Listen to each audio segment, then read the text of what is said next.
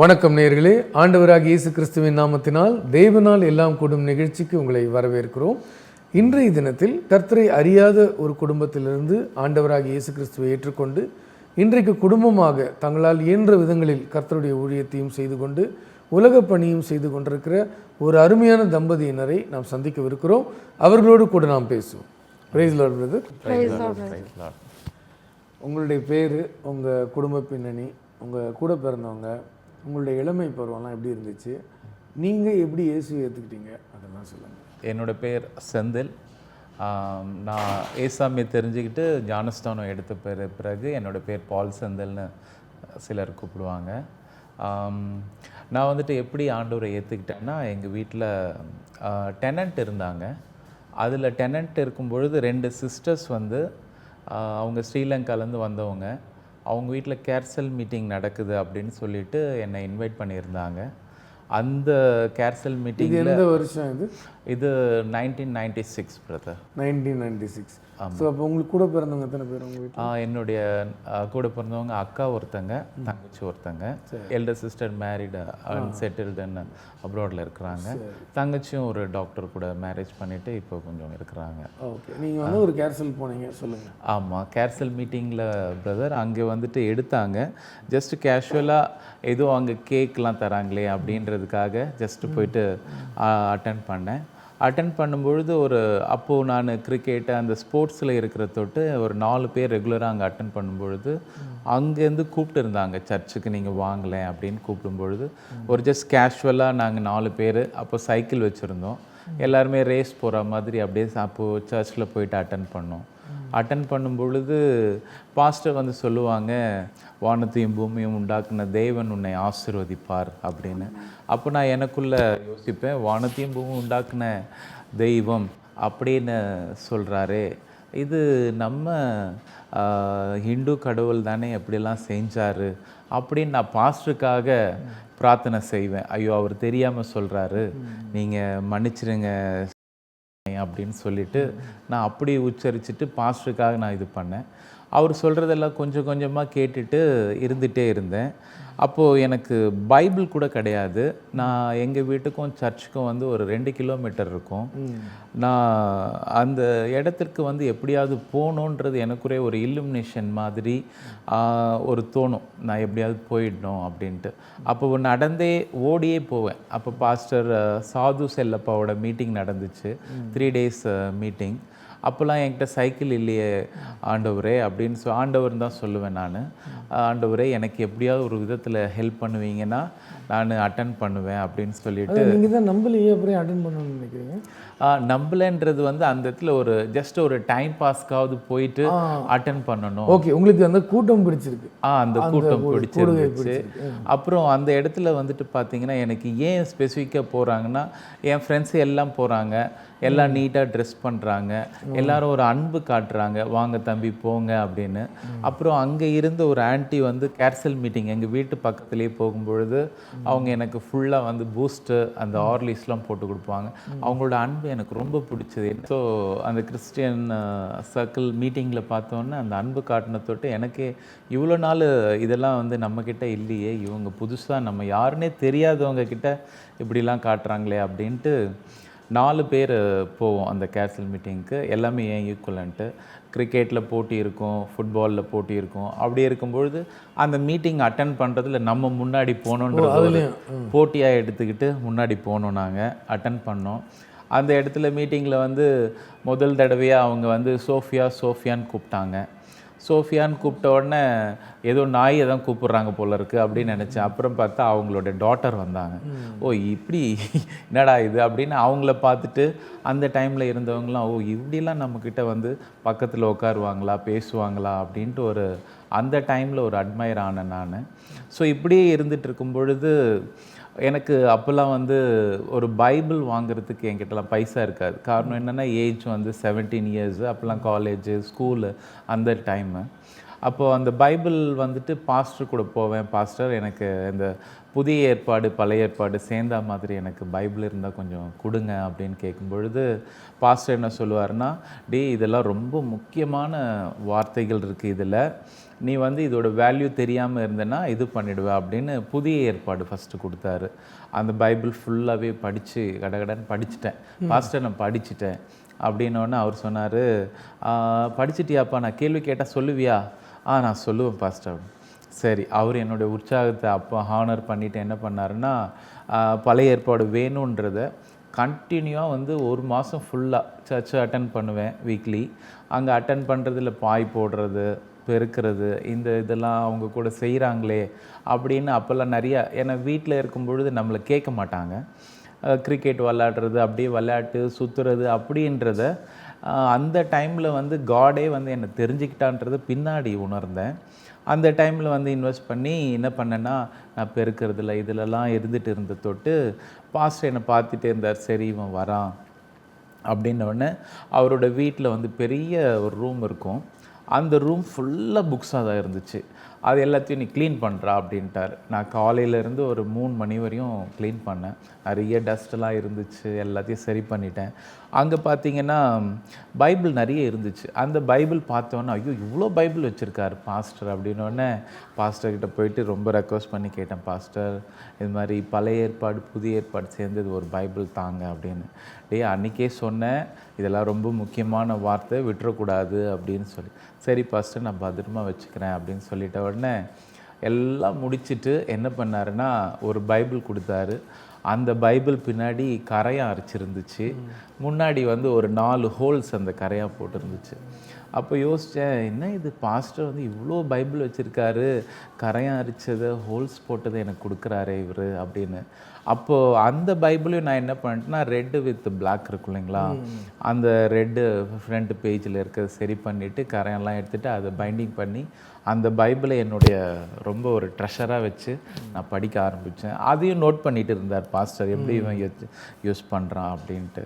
அந்த மாதிரி பண்ணது எனக்கு பின்னாடி நாட்களில் அந்த பைபிளோட வேர்டு எந்த அளவுக்கு வேல்யூபிள்ன்றத எனக்கு கொஞ்ச நாள் கழிச்சு, அப்போ 17 இயர்ஸில் தெரியல, டேஸ் போக போக இயர்ஸ் போக போக பாஸ்டர் செஞ்ச அந்த காரியம் வந்து எனக்கு ரொம்ப டச்சபிளாக இருந்துச்சு. இப்பயுமே வந்து நான் ஒரு வார்த்தையும் வந்து ரொம்ப டீப்பராக படிக்கிறதுக்கு, ஆண்டவரோட நல்ல க்ளோஸராக போகிறதுக்கு இந்த ஒரு காரியம்லாம் எனக்கு ரொம்ப யூஸ்ஃபுல்லாக இருந்தது பிரதர். இது ஒரு தாட்டாக இருந்தாலும் அந்த 4 பேர் நாங்கள் போனோம். 4 பேரில் வந்துட்டு பார்த்தீங்கன்னா 3 பேர் வந்து பேக் ஸ்லைடர் ஆகிட்டாங்க, ஆண்டவரை ஏற்றுக்கல. நான் மட்டும் ஆண்டவருக்குள்ளே நிற்கிறதுக்கு கர்த்தர் பலப்படுத்தினார். இது எந்த பாயிண்டில் உங்களுக்கு புரிஞ்சுது இயேசு தான் ஆண்டவர்னு எப்போ புரிஞ்சுதுன்னா பிரதர், நான் வந்து ஒரு விளையாட்டு போக்காக தான் இருந்தேன். 11வது 12வது நான் 10th வரைக்கும் தமிழ் மீடியம் படித்தேங்க. அந்த 1 இயரில் வந்துட்டு எல்லோரும் இங்கிலீஷ்லாம் பேசும்பொழுது எனக்கு சுத்தமாக தெரியாது இங்கிலீஷு. நான் ரொம்ப புவராக இருந்தேன். அப்படின்னு பாஸ்டர்லாம் இப்படி பேசுகிறாங்க, இங்கே இருக்கிறவங்களாம் இப்படி பேசுகிறாங்களே, எப்படி இது ஆண்டவரே அப்படின்ட்டு ப்ரேயர் நான் என்னன்றது அந்த கேர்சல் மீட்டிங்கில் வீட்டு கூட்டத்தில் சொல்லி கொடுத்தாங்க. நீ படித்த கடவுளோட நீ பேசுகிறது தான் ப்ரேயர் ஜெபம் அப்படின்றது. அப்போது எங்கள் வீட்டிலேருந்து பக்கத்தில் ஒரு சீஷோர் இருக்கிறதுனால வாக்கபிள் டிஸ்டன்ஸ் தான், ஒரு 500 மீட்டர்ஸ் தான். அது அப்படி இருக்கிற தொட்டு நான் டெய்லி பீச் கிட்ட போயிட்டு 8:30 எவ்ரிடே பாஸ்டர் சொல்லியிருக்கார், we need to be very prompt and very correct in a time அப்படின்னு சொல்லியிருக்காரு. ஸோ 8:30 எவ்ரிடே ஈவினிங் நைட் என்ன பண்ணுவேன்னா பீச்சுக்கு போயிட்டு அந்த ஹோலி ஸ்பிரிட் ஆஃப் காட் நமக்காக வெயிட் பண்ணுவார் அப்படின்றத எனக்கு அந்த டைமில் எனக்கு சொல்லி கொடுத்த தொட்டு நான் 8:30 மணிக்கு கடற்கரையில் போய் உட்காந்து ஆண்டவர் கூட பேசுவேன். அதாவது எனக்கு தெரிஞ்ச இங்கிலீஷில் பேசுவேன். அப்பா நான் எப்படியாவது கற்றுக்கணும், எனக்கு உதவி செய்யுங்க அப்படின்னு. அப்படி போக போக வந்து பார்த்திங்கன்னா நான் வந்து ஆண்டவர் என்னோடய ஜெபத்தை கேட்டாருன்றத என்னோடய லைஃப்பில் அவர் செட்டில் பண்ணதை நான் அப்புறமா உணர்ந்தேன். எப்படின்னா +1ல் நான் அட்மிஷனுக்காக நான் படித்த ஸ்கூலில் நீங்கள் ரொம்ப கம்மியாக மார்க் எடுத்திருக்கிறீங்க, நான் வந்துட்டு காமர்ஸ் குரூப் வொகேஷ்னல் குரூப் கேட்டேன், ஏன்னா இன்ஜினியரிங்காக படித்தா நல்லது அப்படின்னு. அவங்க அந்த குரூப் லாஸ்ட்டு கேட்டகரி, அதுவே கொடுக்க மாட்டேன், நீங்கள் வந்து இங்கிலீஷில் கொஞ்சம் நல்லா மார்க் எடுத்திருக்கிறீங்கன்னு பிரின்ஸிபல் என்ன பண்ணார், இங்கிலீஷ் மீடியத்தில் பிகாம் போங்க அப்படின்னு அவரே சேர்த்து விட்டார். எனக்கு ஒன்றுமே தெரியாது, எங்கள் அப்பாவும் இவனுக்கு அட்மிஷன் கிடைச்சா போதும் அப்படின்ட்டு இங்கிலீஷ் மீடியத்தில் சேர்த்துட்டாரு. அந்த இங்கிலீஷ் மீடியத்தில் வந்து பார்த்திங்கன்னா எனக்கு ஒன்றுமே தெரியாது. ஃப்ராங்காக சொல்லணுன்னா ஆண்டவர் நான் மகிமைக்கு சடன்லின்ற வார்த்தையை நான் வந்து சுண்டலின்னு படித்தேன் 10th ஸ்டாண்டர்டில். டொமஸ்டிக்குன்றதை டூம்ஸ்டிக்குன்னு படித்தேன். இப்போ தான் என் பசங்களுக்கு நான் சொல்லி கொடுத்தேன், see God has broughten you in a nice way of life மா, ஏன்னா you are not studying in a Saint Michael school that is very reputed in a society. But அப்பா வந்துட்டு நான் தமிழ் மீடியம் 10th வரையும் படித்தேன், கடவுள் உங்களை உயர்த்தி இருக்காரு, நீங்கள் ஆண்டவருக்கு ரொம்ப நன்றி உள்ளவங்களாக இருக்கணும்னு என் பசங்களுக்கு இப்பயும் நான் சொல்லுவேன். ஸோ இப்போ கூட ரீசெண்டாக அவங்க என்னை கிண்டல் பண்ணுவாங்க, நீங்கள் அப்படி தானே படித்தீங்க அப்படியே என்னை கிண்டல் பண்ணுவாங்க. பரவாயில்ல, ஆண்டவர் நான் மகிமைக்காக வேறு எங்கெல்லாம் போகிறேனோ நான் இது சொல்கிறதுக்காக நான் இதை தயக்கப்படுறதில்ல. அப்புறம் அந்த +1ல் வந்து பார்த்திங்கன்னா அந்த டேபிளில் எனக்கு லெஃப்ட் ஹேண்ட் சைடில் ஃபஸ்ட் ஸ்டாண்டர்ட் எடுக்கிற பையன் எனக்கு நல்லா ஞாபகம் இருக்குது, அவர் பேர் சீனிவாசன். இன்னொரு பையன் அவர் பார்த்திங்கன்னா 3rd ஸ்டாண்டர்ட் எடுக்கிறவர் சம்பந்தம். 2 பேருமே பக்கத்தில் வந்து உட்காந்தாங்க. அவங்க வந்து ஒரு டெஃபினேஷன் கொடுத்தா 1 நிமிஷத்தில் படிச்சிருவாங்க. எனக்கு நீங்கள் ஆண்டவர் இயேசு தான் ஆண்டவர்னு எப்படி புரிஞ்சுக்கிட்டீங்க? எனக்கு வந்து பிடிச்சது இந்த மாதிரி காரியங்கள் நடந்ததில் எந்த வயசில் நீங்கள் வந்து ஏற்றுக்கிட்டீங்க? நான் ஏற்றுக்கிட்டது வந்து 17 வயசில் ஏற்றுக்கிட்டேன். அதாவது இந்த மாதிரி நீங்கள் போயிட்டே இருக்கும்பொழுது ஆமாம், உங்களுக்கு ஆண்டவர் வந்து ஆங்கிலம் கற்றுக்கொள்ள உதவி செய்தது நீங்கள் உணர்ந்த பிறகு ஆமாம் இவர் தான் ஆண்டவர்னு நீங்கள் உங்களுக்கு புரிஞ்சுது. அது ஒரு காரணம். ஏன்னா அந்த பசங்க அமைஞ்சது வந்து பார்த்திங்கன்னா அவங்க நல்லா படிக்கிறத பார்த்து எனக்குள்ளே ஒரு ஈகர்னஸ், இவங்கெல்லாம் படிக்கிறாங்க நம்மளால் படிக்க முடியலன்ட்டு நைட்டு 8:30 மணிக்கு போயிட்டு ஆண்டவர்கிட்ட சொல்லுவேன், அவங்க படிச்சுட்டாங்க நான் படிக்கலையே, இந்த டெஃபினேஷன் நான் படித்து ஆகணும் அப்படின்ட்டு அதை மெமரைஸ் பண்ணி சார்கிட்ட சொல்லுவேன். அவங்களாம் ஈஸியாக நிறைய மார்க் எடுப்பாங்க அந்த குவார்ட்டர்லி ஆஃப் இயர்லிலாம். நான் வந்து குவார்ட்டர்லியில் கொஞ்சம் ஒரு 40% எடுத்தேன். அடுத்தது வந்து ஆஃப் இயரில் 50%. அப்புறம் +1 பாஸ் பண்ணிட்டேன். எண்ட் ஆஃப் 12th ஸ்டாண்டர்டில் இவங்க 2 பேருக்கு ஈக்குவலண்ட்டாகவே நான் வந்து 78% எடுக்கிறதுக்கு ஆண்டவர் உதவி செஞ்சார். இது எல்லாமே ஆண்டவருடைய அவருடைய செலெக்ஷன் அண்ட் கிருபன்னு தான் நான் சொல்ல முடியும். காலேஜுமே என்னை வந்துட்டு பார்த்திங்கன்னா நான் வந்து பைசா வந்து ரொம்ப கம்மியாகணும்னு கவர்மெண்ட் காலேஜ் இருந்தால் நல்லாயிருக்கும்னு பார்த்தேன்.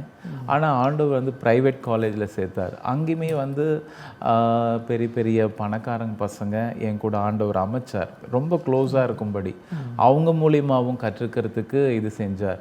இதெல்லாம் எப்போ நான் ரியலைஸ் பண்ணேன்னா ஆண்டவரே என்னை தெரிஞ்சுக்கிட்டு நான் ஒரு சர்ச்சு கொரியன் சர்ச்லாம் போயிட்டு அங்கே டிரான்ஸ்லேட் பண்ணுறதுக்கெல்லாம் ஆண்டவர் வந்து கிருபை செய்யும் பொழுது தான் ஆண்டவரே இதை வந்து என்னை அதை ப்ரீ டெஸ்டினேஷன் சொல்கிற மாதிரி ஆண்டவரே முன்குறிச்சிருக்காரு, அதனால தான் இது நடந்ததுன்றதை உணர கர்த்தர் கிருபை செஞ்சார்.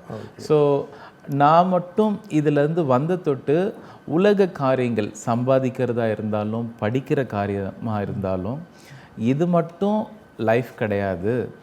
இதுக்கு அப்புறம் பியாண்ட் திஸ், இதுக்கு அப்புறம் வந்து இன்னொரு வாழ்க்கை இருக்குது, இந்த ஆன்மீகத்துக்கு ஒரு ஆத்மாவுக்கு ஒரு வாழ்க்கை இருக்குன்றத அப்படியே கொஞ்சம் கொஞ்சமாக நான் படிக்க கர்த்தர் வந்து டைரெக்டாகவே அவர் எனக்குள்ளே கலந்துட்டார்.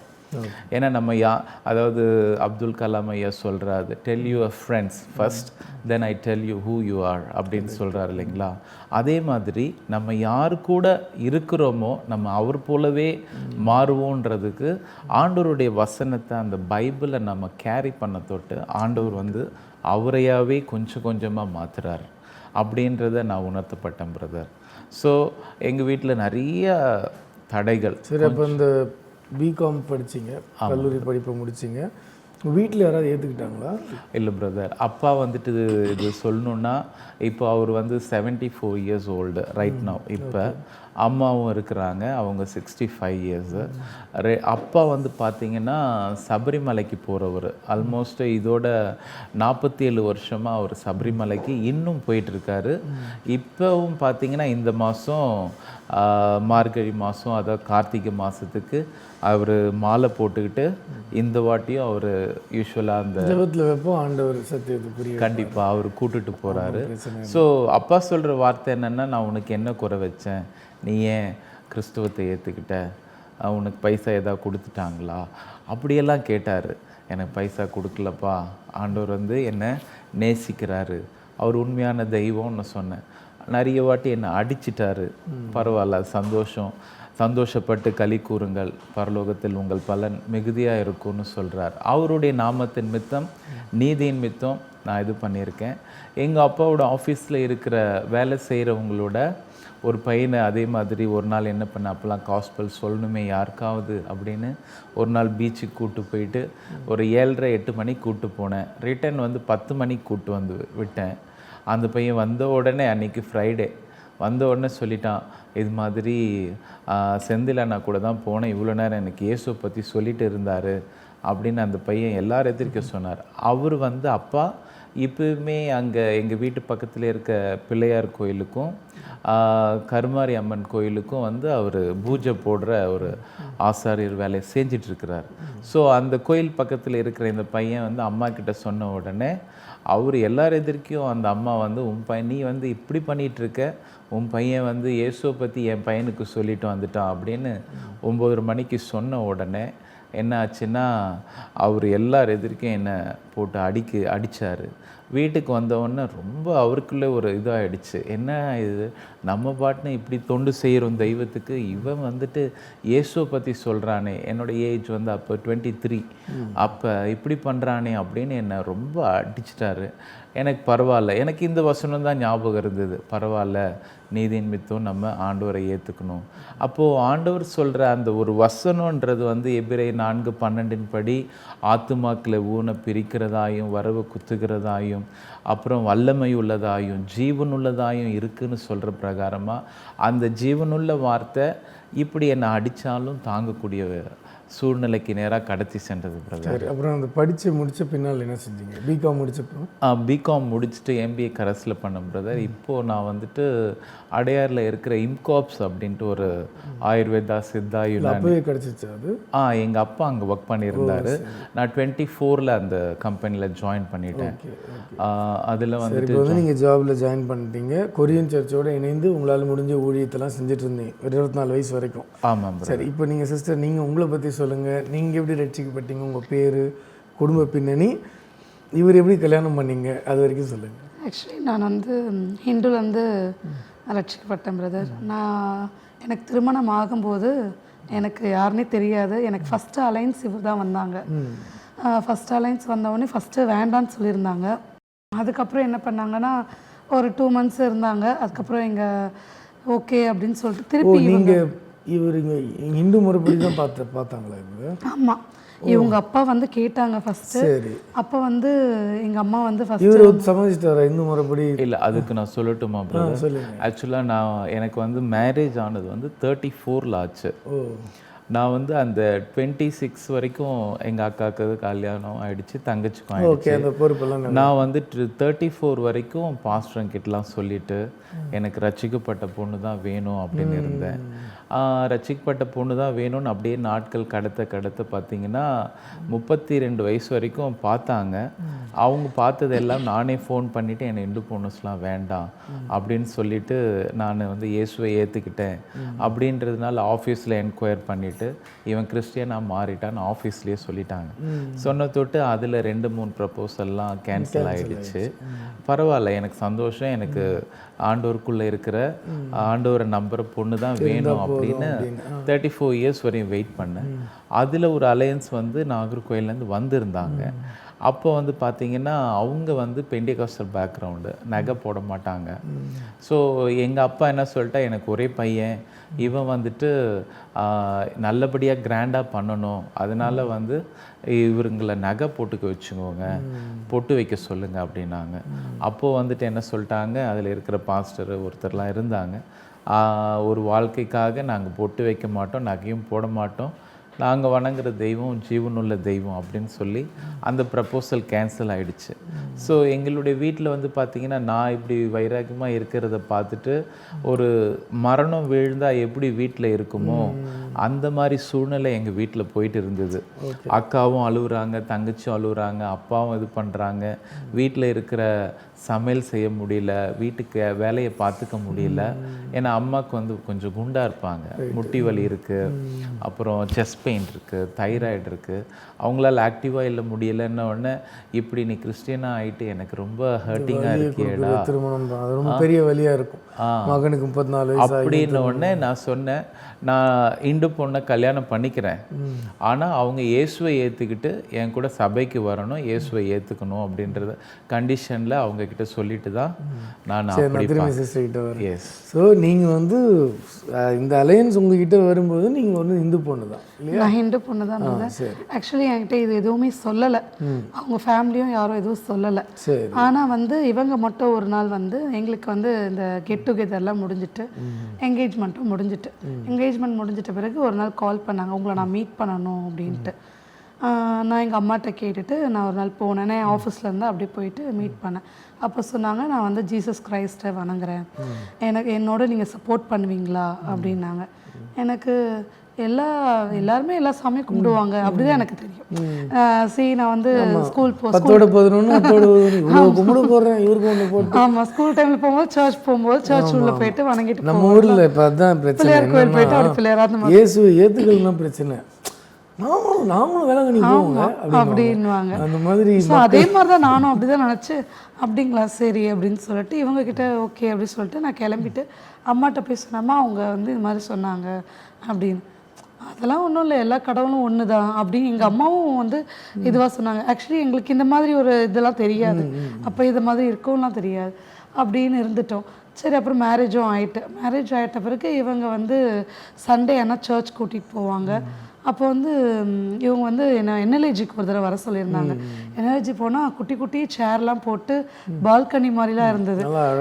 ஆமாம், இந்த மாதிரிலாம் நம்ம இது வரைக்கும் பார்த்ததே இல்லையே, இந்த மாதிரி சர்ச்சை பார்த்தது இல்லையே அப்படின்னு சொல்லிட்டு பார்த்தா எல்லாம் பாடுறாங்க, கைத்தட்டி ஆராதிக்கிறாங்க. எனக்கு புதுசாக இருந்தது, பாடுறதே புதுசாக இருந்தது, ஒரு மாதிரி இதுவாக இருந்தது. அப்புறம் அங்கே எல்லாத்தையும் நான் பொறுமையாக நின்றுட்டு அப்படியே கேட்பேன். அப்படியே தொடர்ந்து ஒரு 2.5 months போகணும் அப்படின்ட்டு என்கேஜ்மெண்ட் ஆகிட்டு போயிட்டே இருந்தேன். 2.5 months போய் என் ஃப்ரெண்டு ஒருத்தவங்க ரொம்ப நாளாக எனக்காக ப்ரேயர் பண்ணியிருக்காங்க. அவள் பேர் பிரசன்னா. அவள் வந்து எனக்காக ரொம்ப நாளாக ப்ரேயர் பண்ணேன். ஏன்னா நானும் அவ்வளோ க்ளோஸ் ஃப்ரெண்டாக. அவள் எதுனாலும் டேடி நீங்கள் இவ்வளோ பார்த்துக்கோங்க, யார்கிட்டடி நீ பேசுகிற, என்னோட ஃப்ரெண்டுகிட்ட நான் பேசுகிறேன் அப்படின்னு அவள் சொல்லுவாள். எல்லாமே அப்படி தான் சொல்லுவாள். அப்போ எனக்கு அதை பற்றி தெரியாது.